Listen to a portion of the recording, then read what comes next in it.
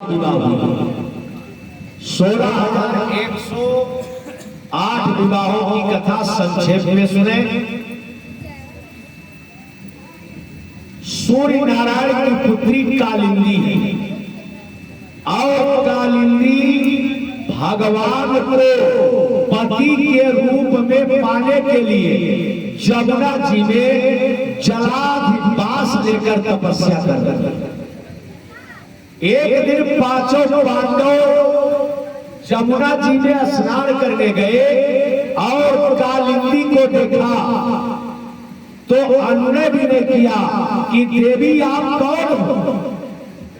तो कालिंदी ने कहा मैं सूर्य नारायण की पुत्री हूं और मैं श्याम सुंदर को पति के रूप में पाने के लिए तपस्या कर रहा हूं। तो पांचों पांडव जाकर के भगवान से अनुनय भी नहीं किया कि आप कालिंदी को अपना लो, और भगवान ने कालिंदी को अपना लिया। ये भगवान स्वयंवर कर रहे थे और भगवान उस स्वयंवर शाला से मित्र वृंदा का हरण कर लिया। ये भगवान की दूसरी पटवारी।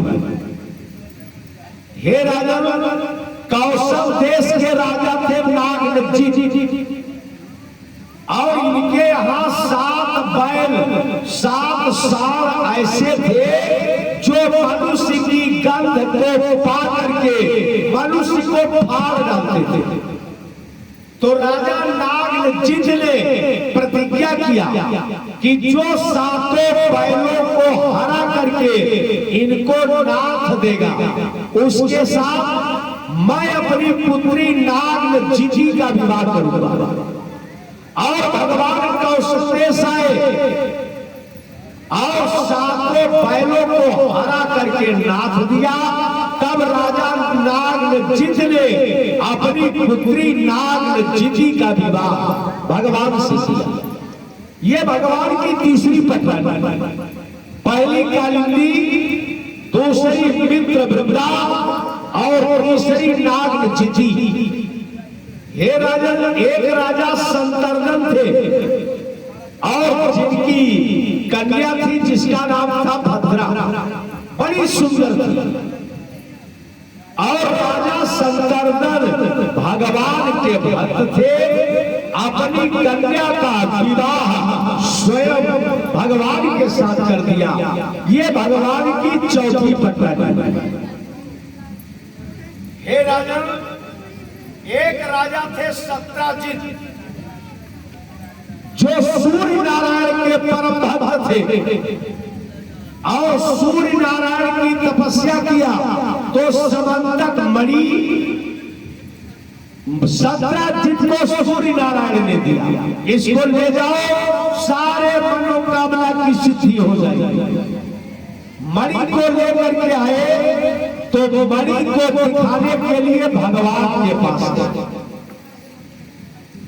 और भगवान ने जब मणि को देखा तो कहा सत्राजित ये मणि आप उग्रसेन को दो, उनके गले में बड़ी शोभा पाएगी। तो भगवान के हाथ से सत्राजित ने मणि ले लिया और मन में विचार किया कि सर्व समर्थवान कन्हैया है, हो सकता है किसी दिन मणि को छीन ले। तो मणि को अपने पूजा कक्ष में स्थापित कर दिया। पूजा कक्ष में तो सत्राजित का एक भाई था जिसका नाम था प्रसेनजित। एक दिन प्रसेनजित शिकार करने निकला और मणि को पहन लिया। तो जब जंगल में गया तो एक सिंह अपनी मांग पर बैठा था और ये मणि का प्रकाश उसकी आंखों में लगा। बस शेर दहाड़ करके उठा।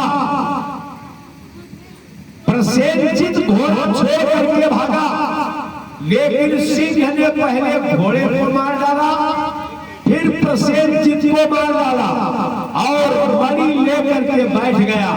मणि को देखने लगा। संयोग की बात उसी समय जामवंत जी निकले, देखा हाथ में मणि, तो तो सिंह को मार करके वो मणि ला करके अपने बच्चों को दे दिया खेलने के लिए। और जब प्रसेनजित कई दिन हो गया घर नहीं आया, तो हे राजन सत्रजीत ने भगवान को चोरी का कलंक लगा दिया कि कन्हैया ने मणि छीन लिया हमारे भाई को मार करके। तो जब भगवान को कलंक लगा तो भगवान ने विचार किया कि अब क्या करें। तो मणि की खोज में निकले भगवान। तो उसी जंगल में गए, तो कुछ दूर गए तो देखा घोड़ा मरा पड़ा, और आगे गए तो देखा प्रसेनजित मरा पड़ा है, और आगे गए तो देखा सिंह मरा पड़ा है, और आगे गए तो देखा भालू के बच्चे मणि से खेल रहे हैं। भालू के बच्चे मणि से खेल रहे हैं। भगवान ने दौड़ करके मणि भालू के बच्चों से छीन लिया। बच्चे चिल्लाए और उसी समय जामवंत जी आ गए। कहा हमारे गुफा में ये मनुष्य कहां से आ गया। और भगवान और जामवंत का युद्ध होने लगा। 28 दिन युद्ध हुआ। 28वें दिन में भगवान ने मार करके जामवंत को गिरा दिया। तो जामवंत की निगाह भगवान के चरण पर पहुंची। तो जो चरण चिन्ह रामावतार में थे वही चरण चिन्ह को देखा। तो हाथ जोड़े जामवंत कि महाराज आप अयोध्या नाथ तो नहीं हो। भगवान मुस्कुराए। देखो लंका में जब युद्ध हुआ तो जामवंत ने कहा मैं इतने दिन युद्ध किया लेकिन ये हृदय की तृप्ति नहीं हुई, आत्मा तृप्त नहीं हुआ युद्ध से। तो राम जी ने कहा अब इस त्रेता में होगा भी नहीं। आपकी इच्छा की पूर्ति मैं द्वापर में करूंगा।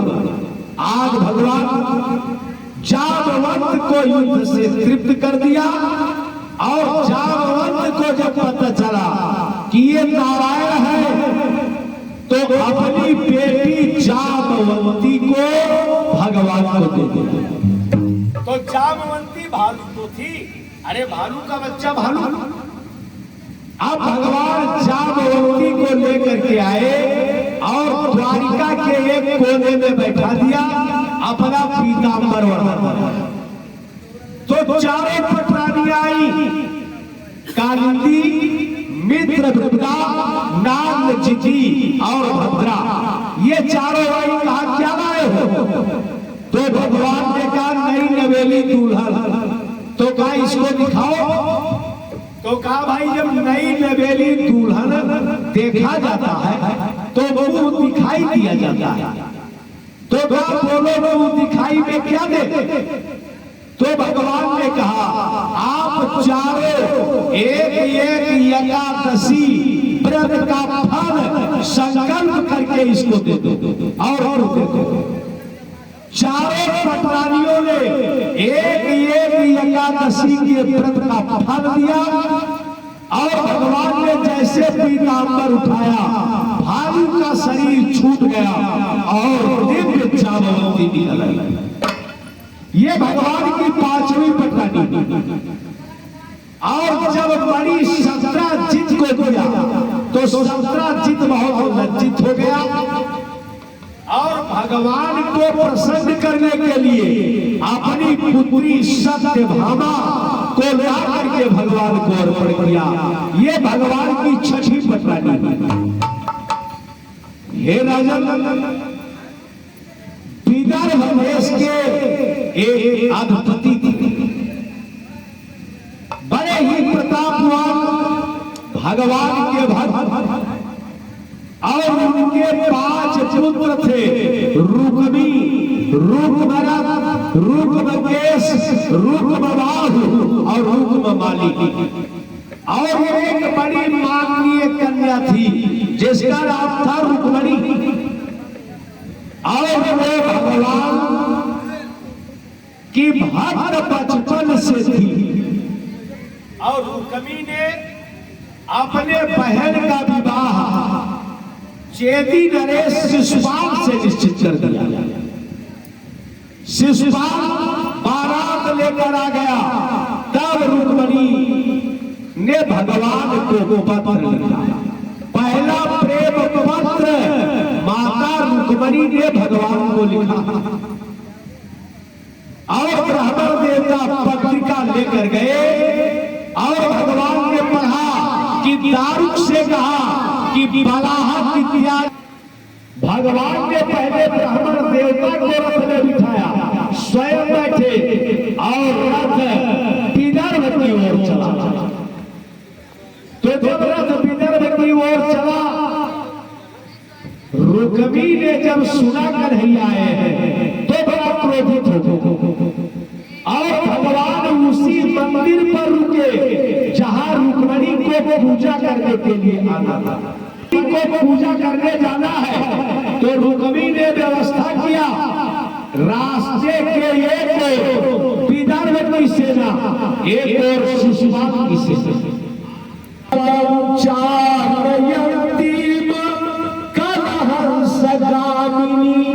हंसनी जैसे चाल चली, भाव के पाए जेब रुझुन की आवाज किए, कैसे भगवान सतर्क हो गए और रुक्मणी मंदिर में गई।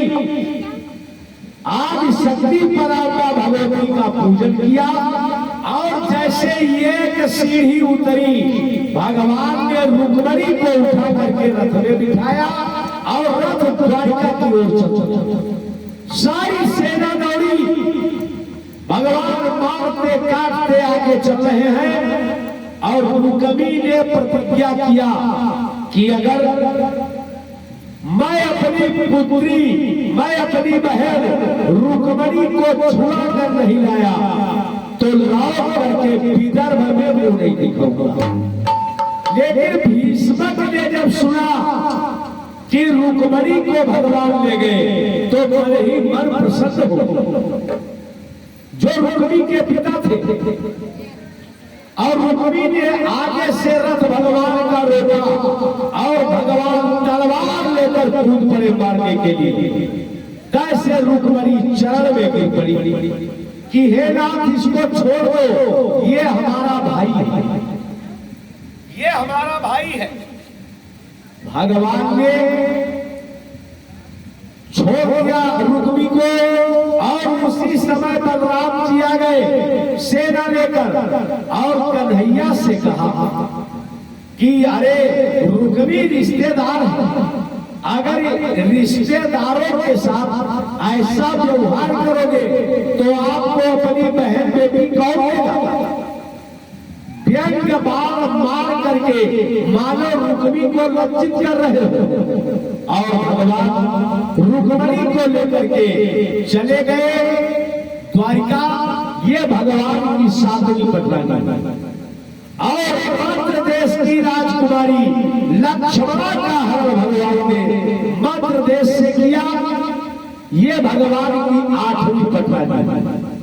पहली कालिंदी, दूसरे नंबर पर मित्रविद्या, तीसरे पर नागनिजिति, चौथे पर भद्रा, पांचवें पर जागृति, छठे पर सत्यभामा, सातवें पर जागृति और 8वें पर लक्ष्मणा। ये भगवान की 8 पटवानी। अब हे राजन, एक भौमासुर नाम का राक्षस और उसका सखा पुरदैत्य प्राग ज्योतिषपुर के किले को सुदृढ़ कर दिया और देश देश के राजाओं की लड़कियों को, सुंदर कन्याओं का हरण करके बंदी बना दिया और ये कन्याएं 16,100। भगवान अपना चक्र लेकर के गए, उसके किले की बंदी को सब तोड़ डाला, मुरुदैत्य का वध किया और भौमासुर का वध करके 16,100 100 कन्याओं को मुक्त किया और उस कन्याओं से, राजकुमारियों से भगवान ने कहा अपने अपने देश जाओ। तो उन राजकुमारियों ने कहा अब हमें कौन अपनाएगा? जो देखेगा कहेगा कि भौमासुर के पास रह करके आई है, हमें कोई अपनाएगा नहीं। और 16,100 कन्याओं ने एक साथ भगवान को जयमाला पहना दिया। तो 16,100 ये इकट्ठे राजकुमारियां और 8 का अलग अलग वर्ण किया, ये 16,108 ये भगवान की रानियां। अब हे राजन, इनके वंश का वर्णन, हर रानी के 10-10 लड़के पैदा हुए। हर रानी 16,108 रानियां थी, हर रानी के 10-10 पुत्र पैदा हुए। रुक्मणी के 11 संतान, 10 पुत्र और 4 मती नाम की एक कन्या हुई। रुक्मणी के 11 संतान। हे राजन, 1,61,081 संतान भगवान कृष्ण के हुए। 1,61,081 संतान हुई, जिनमें 1,61,080 पुत्र और 1 चारुमती नाम की कन्या। और उसका विवाह आगे चल करके भोजपुर में ही हुआ। बोलो वृंदावन बिहारी लाल की जय। आपको मैंने संक्षेप में भगवान के विवाह और वंश का वर्णन बताया। अब भगवान की मित्रता सुनो।